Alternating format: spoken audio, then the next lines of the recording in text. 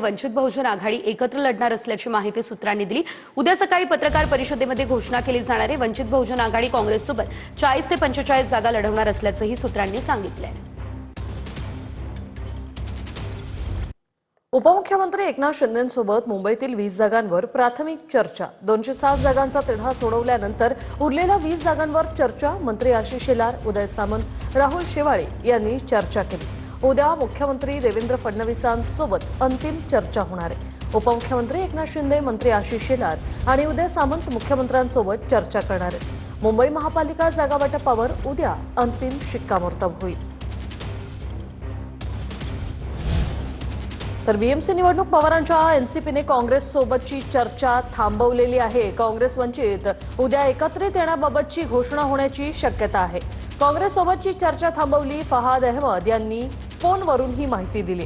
BMC निवडणूक पवार संदर्भात ही माहिती। पवारांच्या राष्ट्रवादीने काँग्रेस सोबतची चर्चा थांबवल्याची ही माहिती सध्या समोर आलेली आहे।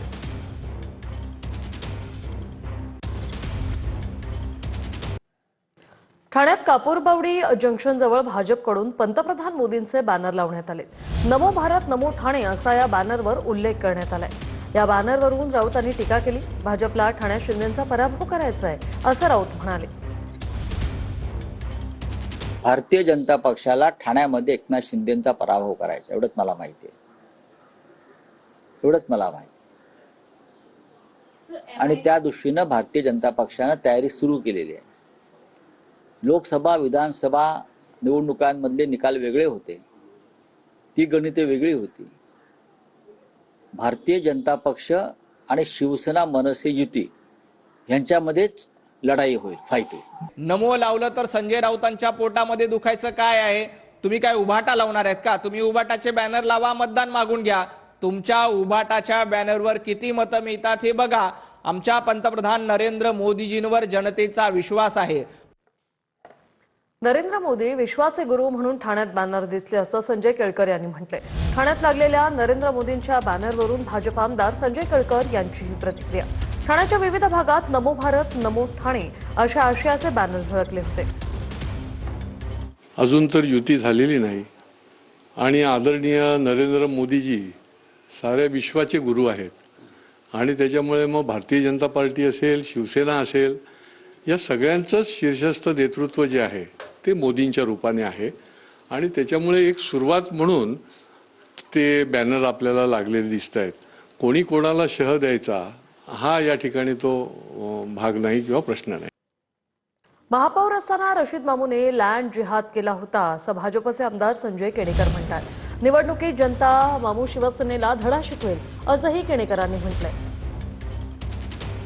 पहिल्यापासूनच शिवसेनेच्या उद्धव ठाकरे गटाच्या कुबड्यावर उभ्या राहणाऱ्या या रशीद मामूने एकदा महापौर असताना या छत्रपती संभाजीनगरमध्ये लँड जिहादी म्हणून खऱ्या अर्थानं नाव रूपाला आलेलं आहे।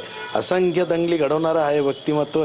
यांना आता शिवसेनेबद्दल बोलावं याच्यासारखी दुर्दैवी अवस्था उद्धव ठाकरे शिवसेनेची असावी का हे लोक चिंता करू लागले। निश्चितपणे उद्धव ठाकरे शिवसेनेचं खरं रूप लोकांपुढे आलं आणि त्यामुळे लोक याचा हिशोब या महानगरपालिकेत निश्चितपणे या मामू शिवसेनेचा करतील असं मी सांगतो। कल्याण डोंबिवलीत भाजप कार्यकर्त्याचा युतीला विरोध। युती झाली तर कार्यकर्ते भाजप सदस्यत्वाचा राजीनामा देणार आहेत। माजी आमदार नरेंद्र पवार यांनी कार्यकर्त्यांची भूमिका वरिष्ठांकडे मांडली आहे।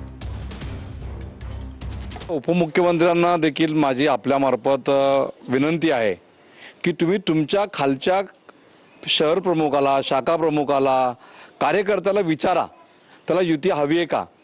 तो स्पष्ट सांगतो की आम्हाला युती नकोय।